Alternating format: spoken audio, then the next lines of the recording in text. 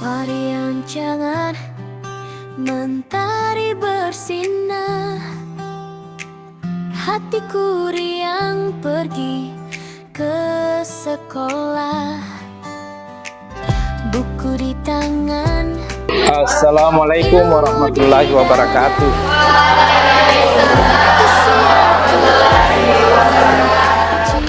Cita-cita. Ayo kemana? Pada Bapak Guru beri salam.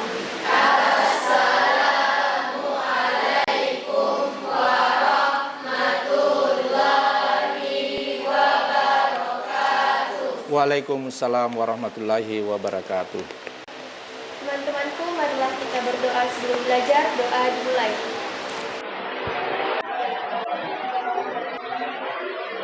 Selesai. Beristirahat. Apa kabarnya semua Nanda hari ini? Ya, alhamdulillah bisa hadir semua dengan kondisi sehat walafiat.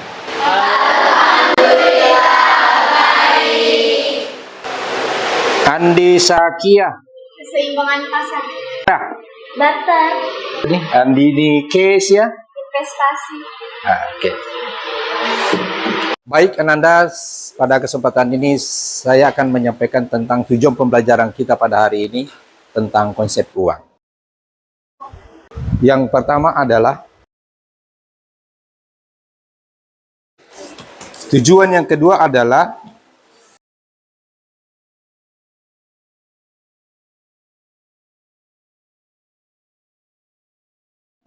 dan tujuan yang ketiga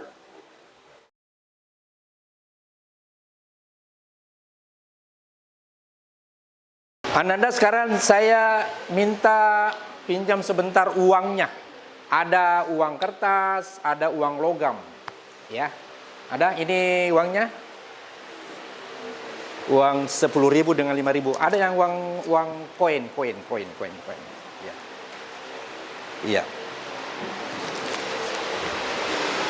Ini uang 5.000. Ini uang 5.000 ya. Uang 5.000. Kalau ini uang 10.000.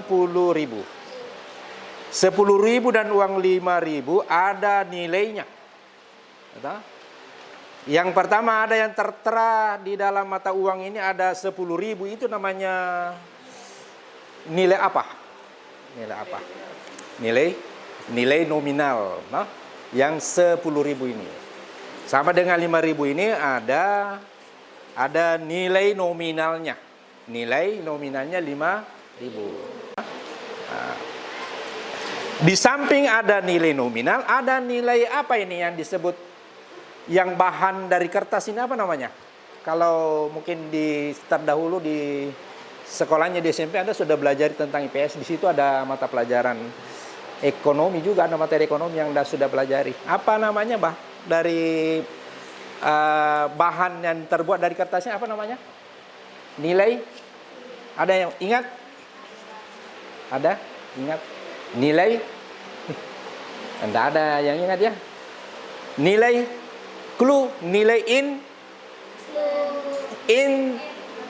intrinsik.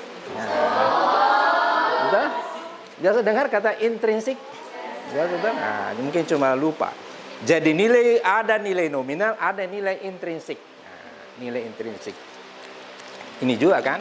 Kalau nilai intrinsiknya mungkin sama ini. Mungkin nilai kertasnya ini harganya adalah ya mungkin Rp50 atau Rp100. Nah, yang membedakan karena ada nilainya. Nah, sekarang ini bernilai dan dijadikan sebagai alat tukar dan semua orang mau menerimanya karena ada legalisasi dari pemerintah sebagai pembayaran yang sah. Sekarang pertanyaan saya Anda, apa yang Anda pikirkan tentang uang? Hugo, silakan. Yang saya pikirkan tentang uang yaitu bahagia. Karena kenapa? Saya bisa membeli sesuatu dengan uang. Iya. Oke, ya. Kemudian selanjutnya silakan. Baik teman-teman. Jadi menurut saya uang itu adalah alat tukar yang sah, pembayaran umum yang diterima oleh semua orang. Dan di zaman sekarang itu uang itu menjadi tanpa uang mungkin kita tidak akan bisa memenuhi kebutuhan kita. Iya. Ya. Itu yang Anda pikirkan tentang uang ya. Jadi betapa pentingnya uang ini menyangkut dengan pemenuhan kebutuhan kita. Ya. Oke Nanda.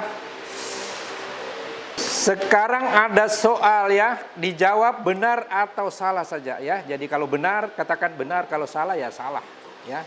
Saya bacakan, uang adalah alat tukar yang sah. Benar. Ya. Kemudian soal yang kedua adalah barter adalah sistem tanpa uang. Benar. Kemudian 3, fungsi asli uang hanya sebagai penyimpan nilai. Salah, betul ya. Salah tapi betul. Anda jawab salah dan itu betul, benar itu. Kemudian uang giral adalah uang kertas. Salah ya. Nanti kita lihat yang mana yang uang kertas, yang mana yang uang giral, yang mana yang uang kartal, ya kan? Nah. Kemudian sejarah uang dimulai dari barang komoditas. Benar atau salah? Benar atau salah? Benar. Komoditas, barang komoditas adalah barang perdagangan. Seperti misalnya pala, cengkeh, ya kan dulu kan? Nah, itu pernah jadi namanya uang barang. Barang komoditas. Kemudian inflasi tidak memengaruhi nilai uang. Salah. Dia memengaruhi uang kan? Karena pada saat inflasi terjadi nilai uang itu naik atau turun? Nilai uang itu naik atau turun? Turun ya? Turun. Mengapa turun? Karena banyak uang beredar, banyak uang palsu, banyak orang menarik uangnya di bank. Kemudian 6 selesai. Kemudian 7 uang digital termasuk jenis uang fiat. Benar. Oke, benar. Ya, sudah. Sekarang Anda kita akan menyaksikan video yang ini video singkat saja tentang sejarah uang dari barter hingga digital, ya. Lalu kemudian nanti akan kita lanjut mengerjakan LKPD, ya. Kita saksikan sekarang videonya. Mohon dicermati dengan baik. Keberadaan uang sangat penting bagi kehidupan manusia. Dalam aktivitas ekonomi, uang menjadi alat tukar utama untuk transaksi jual dan beli. Uang adalah alat tukar yang sah dan masih berlaku hingga sekarang. Tiap negara memiliki mata uang sendiri dengan nilai tukar yang berbeda.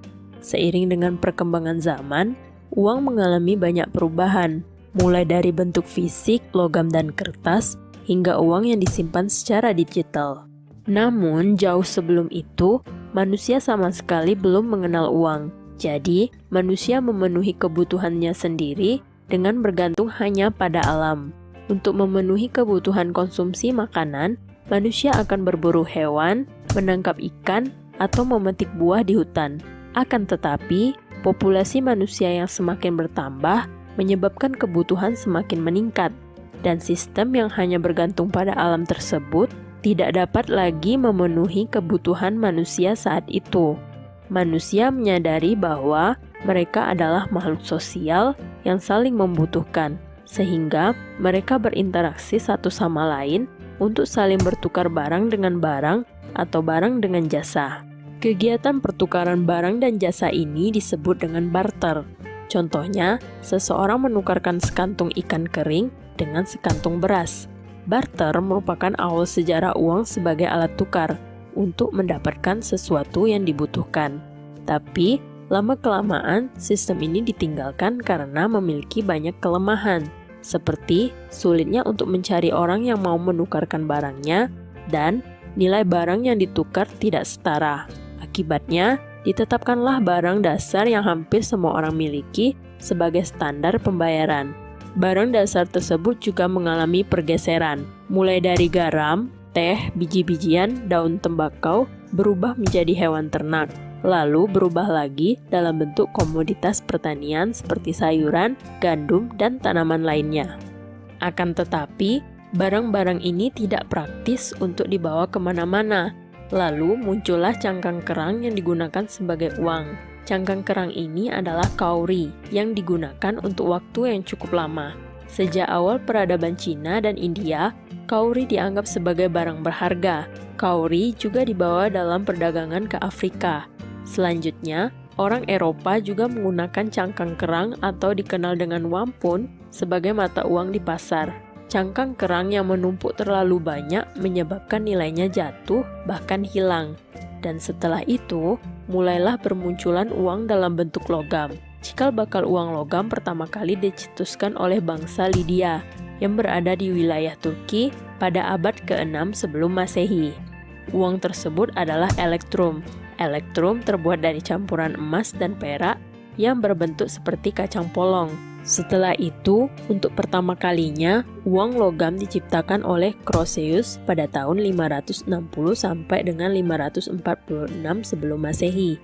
Jenis uang logam ini memiliki nilai berdasarkan bahan pembuatannya. Lama-kelamaan, bahan baku untuk membuat uang logam berupa emas dan perak sangat terbatas, sehingga muncullah ide pembuatan uang kertas yang juga dianggap lebih praktis daripada uang logam. Uang kertas muncul di wilayah Tiongkok pada abad 1 Masehi. Setelah melewati berbagai eksperimen pembuatan kertas, barulah pada masa dinasti Tang berkuasa, ditemukanlah bahan kertas yang tahan lama, yaitu terbuat dari kulit kayu murbei yang ditemukan oleh seseorang yang bernama Sai Lun. Pada masa ke masa, sejarah penggunaan uang logam dan uang kertas tidak dapat dipisahkan. Saat itu, manusia menggunakan logam emas dan perak sebagai alat tukar. Emas tidak mudah rusak dan memiliki nilai yang tinggi, serta menjadi standar dalam kegiatan perdagangan.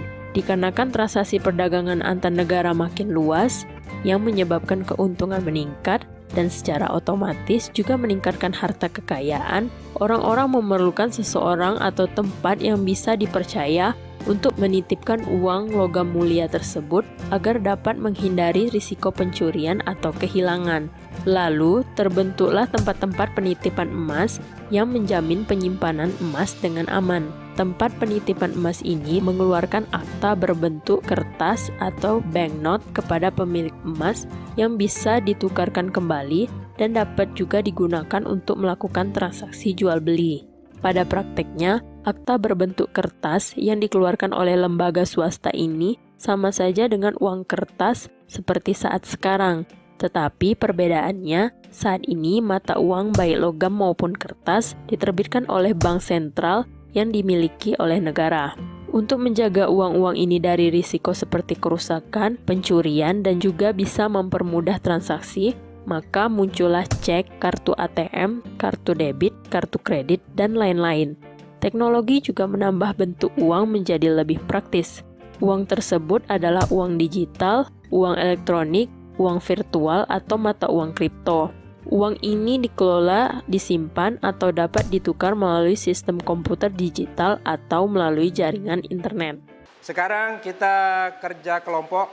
Ya, pertanyaannya dalam setiap kelompok mungkin sama semua untuk kelompok. Jadi, apa pertanyaannya itu? Pertanyaannya adalah bagaimana uang memudahkan hidup kita. Jadi setiap kelompok diskusi kecil, kemudian nanti mengambil kesimpulan, kolaborasi dengan sesama anggotanya. Jadi setelah tadi kita menonton videonya, nanti ada salah seorang siswa yang mewakili. Pertanyaannya, bagaimana uang memudahkan hidup kita? Baik, terima kasih atas kesempatan yang diberikan kepada saya untuk menjawab pertanyaan dari Guru Ta. Jadi, bagaimana uang bisa memudahkan hidup kita? Jadi, uang bisa memudahkan hidup kita melalui perannya sebagai alat tukar yang sangat praktis, apalagi jika dibandingkan dengan sistem barter yang sangat merepotkan karena menukar barang secara langsung. Selain itu, uang juga berperan sebagai alat penyimpan nilai,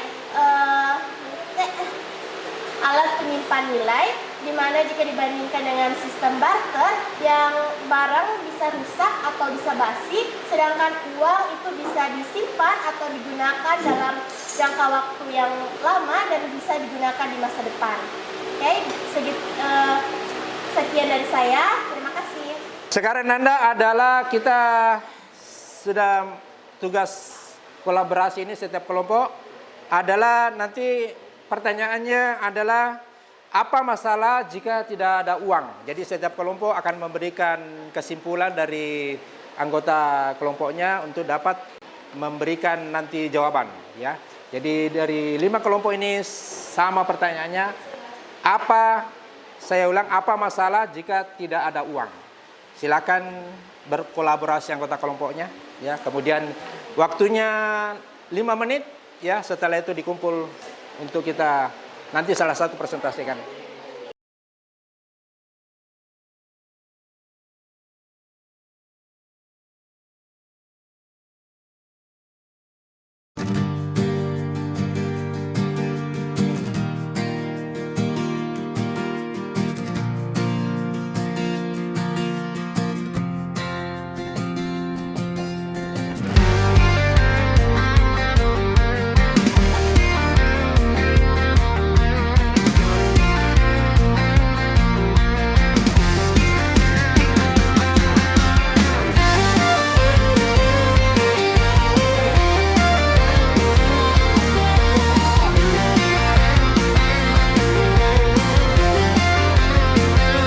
Bila dekatnya kita mulai belajar tentang ekonomi, ilmu kehidupan, dari pasar hingga rumah tangga, uang jadi alat pemenuh kebutuhan.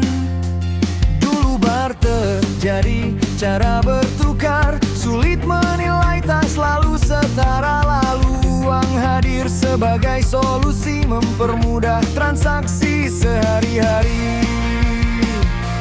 Bukan sekadar kertas dan logam, uang punya. Baik, saya perwakilan dari kelompok 1 akan memberikan hasil diskusi kami. Jadi tanpa adanya uang, kegiatan ekonomi akan menjadi sulit karena jual beli tidak berjalan lancar dan nilai barangnya tidak jelas. Baik, mungkin itu saja. Sekian, terima kasih. Kelompok 2 membacakan hasil kesimpulannya. Baik, jadi saya perwakilan dari kelompok 2. Jika tidak ada uang, maka pasti akan menggunakan sistem barter, yakni menukar barang dengan barang. Selesai? Oke. Baik, kelompok 3 akan membacakan kesimpulan dari kelompoknya. Diskusi kelompok saya, jadi sedangkan uang, kegiatan ekonomi akan sulit dijalani karena barang harus dilakukan dengan sistem barter yang tidak efisien. Tidak ada standar nilai barang dan jasa, pembayaran limit, penyimpanan kekayaan tidak praktis, serta perdagangan dan pertumbuhan ekonomi hambat sehingga dapat memicu ketimpangan dan konflik sosial. Oke, ya. Kelompok 4 membacakan kesimpulan hasil diskusinya. Baik, saya perwakilan dari kelompok 4 ingin membacakan hasil diskusi dari kelompok kami. Nah, mengenai Ya. Baik, saya akan membacakan hasil diskusi dari kelompok kami, yaitu kelompok 4, yaitu mengenai apa masalah yang terjadi jika tidak ada uang. Jika tidak ada uang, masyarakat harus kembali ke sistem barter yang sulit dan tidak efisien karena harus menemukan orang yang kebutuhannya saling cocok. Tanpa uang, nilai barang harus sulit ditentukan. Penyimpanan kekayaan menjadi tidak praktis dan kegiatan ekonomi akan berjalan lebih lambat sehingga perdagangan dan perkembangan ekonomi masyarakat dapat terhambat. Terima kasih. Baik, sekarang kelompok 5 akan membacakan hasil kesimpulan diskusi kelompoknya. Baik, saya perwakilan dari kelompok 5 akan membacakan hasil diskusi kami. Pertanyaannya yaitu apa masalah jika tidak ada uang? Jika tidak ada uang, kita tidak bisa memenuhi kebutuhan hidup. Kehidupan sulit dijalani karena kebutuhan terbatas, sulit melakukan transaksi jual beli karena sistem barter tidak efektif di masa kini. Oke, sebaiknya kita sekarang menyaksikan video tentang barter. Ya, selamat menyaksikan. Ya, pasar Warloka di Kabupaten Manggarai Barat berbeda dengan pasar-pasar yang berada di tempat lain. Para penjual dan pembeli melakukan transaksi dengan cara barter atau proses tukar-menukar barang. Kebiasaan ini sudah terjadi sejak puluhan tahun silam dan masih dipertahankan hingga saat ini. Pasar Warloka merupakan pasar mingguan yang berada di Desa Warloka, pesisir Kecamatan Komodo, Kabupaten Manggarai Barat. Pasar tradisional ini dibuka setiap hari Selasa. Sejak pagi, para penjual dan pembeli mulai berdatangan ke pasar ini untuk melakukan transaksi. Para pedagang sebagian berasal dari wilayah kepulauan seperti Pulau Kampung Rinca, Pulau Mesa, Pulau Kukusan, dan Pulau Kerora dengan membawa hasil tangkapan ikan untuk dijual di Pasar Warloka. Transaksi di Pasar Warloka berbeda dengan pasar kebanyakan yang ada di Nusa Tenggara Timur dan Indonesia secara umum, karena para penjual dan pembeli tidak menggunakan uang sebagai alat transaksi jual beli, tetapi masih menerapkan sistem tukar-menukar barang atau biasa yang dikenal dengan sebutan barter. Barang-barang yang ditukarkan pun hanya untuk hasil pertanian, seperti hasil tangkapan ikan dari para nelayan dan sayuran segar dari hasil panen masyarakat yang tinggal di wilayah pegunungan. Jemane, salah satu pedagang yang telah lama berjualan di Pasar Warloka, mengatakan dirinya selama ini selalu menukarkan barang dagangannya berupa hasil tangkapan ikan dengan berbagai jenis sayuran yang dibawa. Salah satu tokoh masyarakat dan tokoh agama Desa Warloka Pesisir mengatakan, tradisi tukar-menukar barang ini telah berlangsung sejak puluhan tahun silam, merupakan warisan turun-temurun yang terus dilestarikan oleh masyarakat. Dalam penerapan barter ini, terlebih dahulu dilakukan kesepakatan antara sesama pemilik barang terkait kualitas barang yang akan ditukarkan atau sesuai dengan kebutuhan. Menyambut baik dengan kelestarian budaya barter yang masih ada hingga saat ini. Sekarang kegiatan kita selanjutnya adalah mengerjakan LKPD. Ya, jadi akan judulnya LKPD, konsep uang dalam kehidupan sehari-hari. Ya, jadi secara berkelompok, tugas kelompok ini ada 5 kelompok, kelompok 1, 2, 3, 4, dan 5. Jadi nanti ada 5 pertanyaan ya yang saya sampaikan. Yang pertama adalah jelaskan pengertian uang menurut ahli ekonomi. Ya, jadi 2 ahli saja di sini ditulis. Kemudian yang kedua adalah gambarkan timeline sejarah uang minimal 5 tahap. Kemudian yang ketiga, jelaskan 3 fungsi asli uang dan 3 fungsi turunan uang, beserta masing-masing 1 contohnya saja. Ya, kemudian yang keempat adalah menjelaskan 4 jenis uang yang beredar di Indonesia. Dan yang nomor 5 adalah jelaskan bagaimana uang digital mengubah fungsi uang tradisional. Silakan Anda ya dikerjakan secara berkelompok. Jadi 1 kelompok saja mewakili 5 kelompok untuk membacakan kesimpulan dari 5 pertanyaan tadi ya pada lembar LKPD itu. Silakan Anda dikerja. Ada uang, kartal dan dial, tunai dan non-tunai di zaman digital. Dari koin kecil sampai e-money, semua punya fungsi dan peran sendiri. Bank Indonesia jaga nilainya agar stabil daya belinya, agar inflasi bisa terkendali, ekonomi tumbuh berkelanjutan.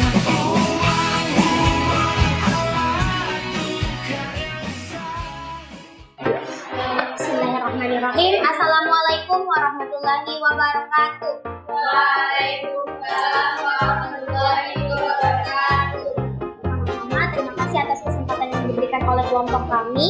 Perkenalkan, kami dari kelompok 4 akan mempresentasikan hasil diskusi kami mengenai pengertian uang dan persebarannya. Nah, lanjut kita ke pengertian uang menurut ahli yang akan dibacakan oleh Alvin. Baik, definisi uang menurut para ahli. Yang pertama, menurut Asep Igo, uang adalah segala sesuatu yang boleh digunakan sebagai alat tukar. Yang kedua, R.S. Sayuri, dalam bukunya Modern Banking, ia menyatakan yang diterima secara umum sebagai pembayar utang. Artinya, kepercayaan masyarakat adalah kunci utama.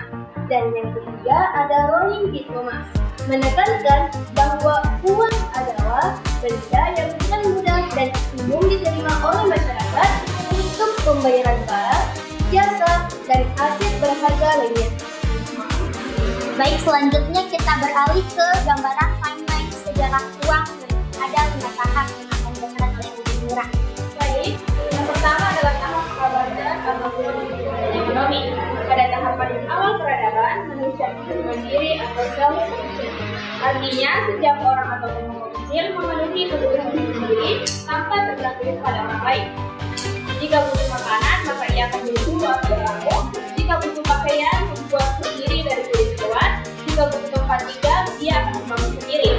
Ciri utamanya adalah belum ada sistem muka, belum mengenal nilai barang, interaksi sosial dan ekonomi masih sangat terbatas. Adapun kelemahan dari tahap ini adalah manusia tidak bisa memenuhi semua kebutuhan sendiri. Semakin berkembang kebutuhan makin beragam dan kompleks, sehingga sistem ini bukan lagi efektif. Kemudian yang kedua ada tahap bangsa atau bangsa teknologi. Seiring berkembangnya peradaban, manusia mulai saling membutuhkan. Dari sinilah muncul sistem bangsa, yaitu pertukaran barang dengan barang. Contohnya, ketika petani menukar padi dengan ikan milik nelayan, kemudian pemburu menukar daging dengan alat dari mandi bersih. Adapun masalah utamanya adalah double confidence of one. Artinya, barter hanya bisa terjadi jika orang A membutuhkan barang milik orang B, orang B juga membutuhkan barang milik orang A. Terjadi di waktu yang sama. Ini sangat sulit dan tidak praktis. Kelemahan lainnya adalah sulit menentukan nilai tukar, berapa ikan setara dengan beras, barang tidak bisa disimpan lama, dan tidak semua barang mudah dibawa. Yang ketiga, tahap buang barang atau konsumsi money. Untuk mengatasi kelemahan barter, masyarakat mulai menyepakati satu barang tertentu sebagai alat baru. Contoh buang barang. 1. Garam di Maluku. 2. Terang di Maluku. 3. Telak atau kain di beberapa wilayah. Barang ini dipilih karena tidak diterima banyak orang, dibutuhkan dalam kehidupan sehari-hari. Namun, masih ada kelemahan, mudah rusak, makanan atau kain, sulit dibawa jika jumlahnya banyak, nilainya tidak selalu stabil. Namun, penelitian hak manusia boleh memahami konsep alat tukar yang bersama.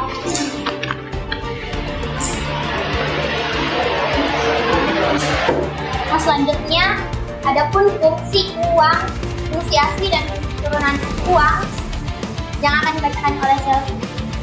Baik, fungsi asli dan fungsi turunan uang. Yang pertama adalah fungsi asli uang adalah fungsi utama yang suatu sebagai alat tukar untuk membeli barang atau jasa dan sebagai satuan nilai untuk menentukan harga barang. Ketika Anda melihat label harga 300.000, di situ uang berfungsi sebagai nilai pada barang. Tanpa uang, kita akan bingung menentukan berapa banyak ayam yang setara dengan satu. Fungsi turunan uang adalah fungsi lanjutan, yaitu sebagai alat pembayaran, alat penimbun kekayaan, alat pemindah kekayaan, dan pendorong kegiatan ekonomi. Jika Anda menyisihkan uang saku untuk ditabung, Anda sudah memindahkan daya beli dari masa sekarang ke masa depan. Uang dianggap sebagai aset yang paling liquid, yaitu paling mudah digunakan sewaktu-waktu. Nah, selanjutnya adapun jenis uang yang akan dibacakan oleh Yuli. Oke teman-teman, jadi apa saja sih jenis-jenis uang yang ada?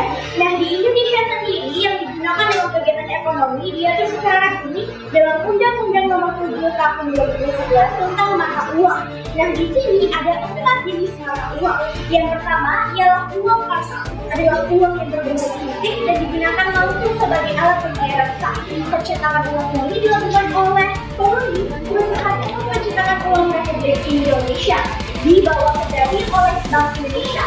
Nah, ini uang kedua teknik uang digital. Nah, apa sih uang digital? Nah, uang digital ini adalah alat pembayaran non tunai yang merupakan simpanan digital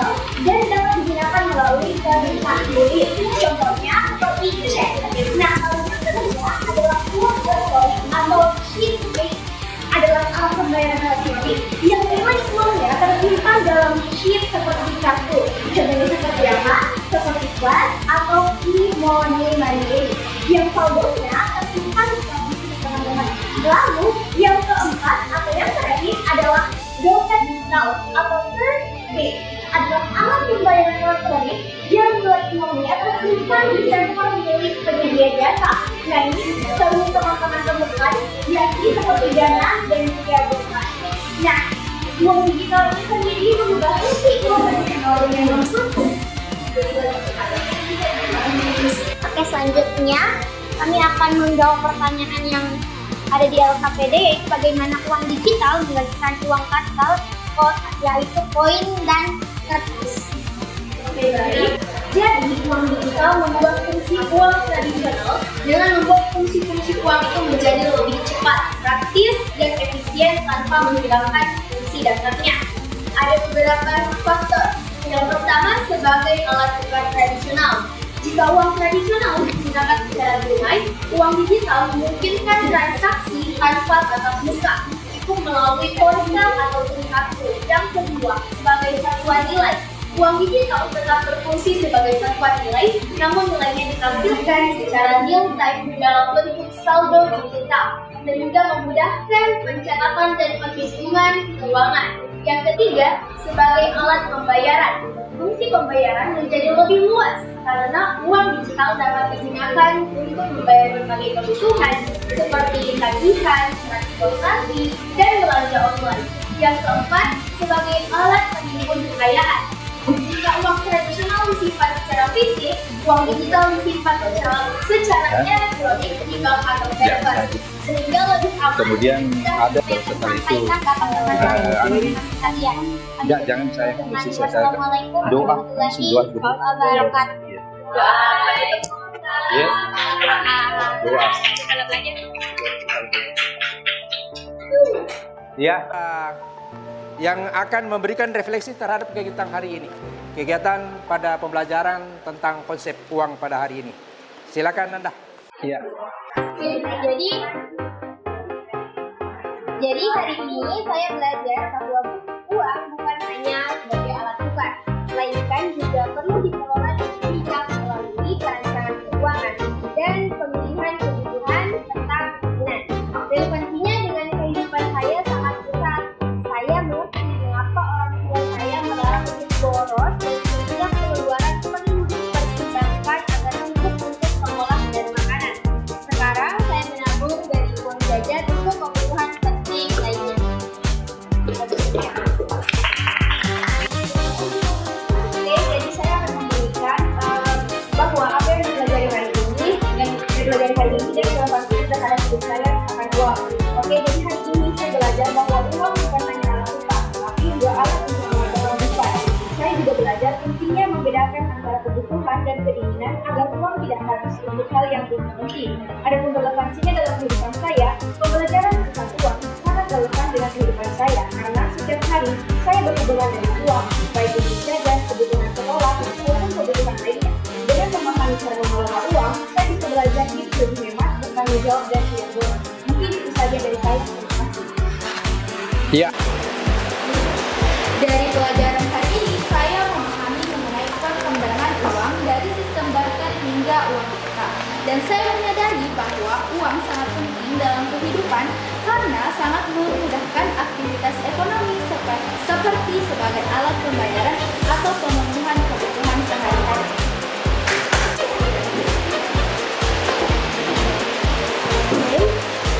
Hari ini saya belajar tentang pengertian dan sejarah uang, fungsi-fungsi uang, serta jenis-jenis uang yang beredar di masyarakat.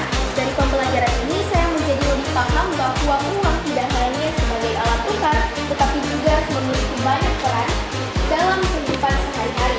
Materi ini relevan dengan kehidupan saya karena saya menggunakan uang setiap hari, baik secara tunai maupun digital. Dengan memahami konsep uang, saya menjadi lebih mandiri dalam mengelola keuangan dan lebih kritis dalam menggunakan uang, terutama uang digital. Demikian refleksi saya pada pembelajaran hari ini. Terima kasih.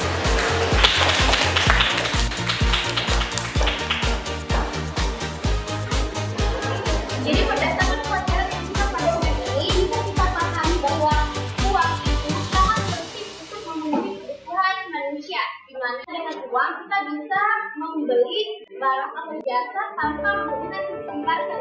Karena sistem barter di masa ini sudah kurang efektif, karena dengan sistem barter biasanya alat yang dijual itu tidak sama nilainya dan kurang praktis ataupun susah dibawa kemana-mana. Dengan itu uang itu merupakan barang yang bisa memenuhi kebutuhan kita, kesehatan maupun berperan penting bagi pendidikan kita sebagai kita yang merupakan anak sekolah. Dan juga ini digunakan uang bukanlah tujuan hidup, namun dengan uang kita harusnya mengelolanya dengan bijak karena uang bisa bermanfaat di masa depan kita yang akan datang. Cukup sekian dari saya.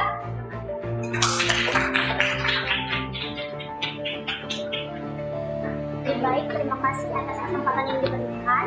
Kali ini saya akan meringkas materi pembelajaran kita hari ini, yaitu konsep uang dan sistem pembayaran.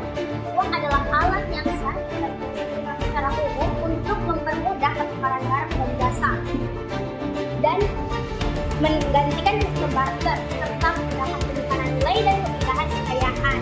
Merupakan itu mulai dari sistem barter, lalu uang komunitas, uang koin, uang kertas, melalui yang terbaru yaitu uang digital.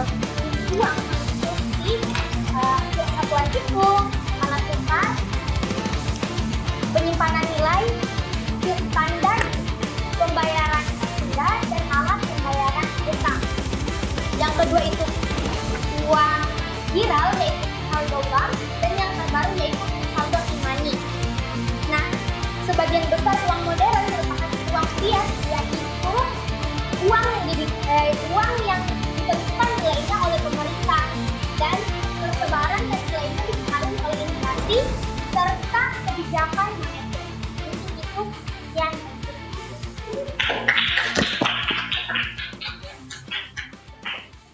Baik teman-temanku sekalian, sebelum kita menutup pembelajaran ini, marilah kita membaca doa kafaratul majelis.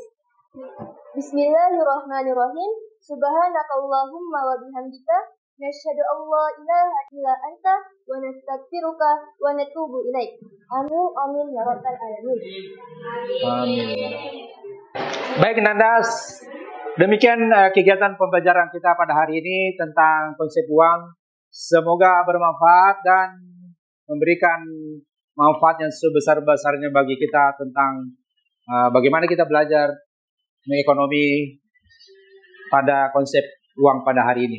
Demikian atas perhatiannya Anda semua, saya ucapkan banyak terima kasih. Billahi taufik wal hidayah. Assalamualaikum warahmatullahi wabarakatuh.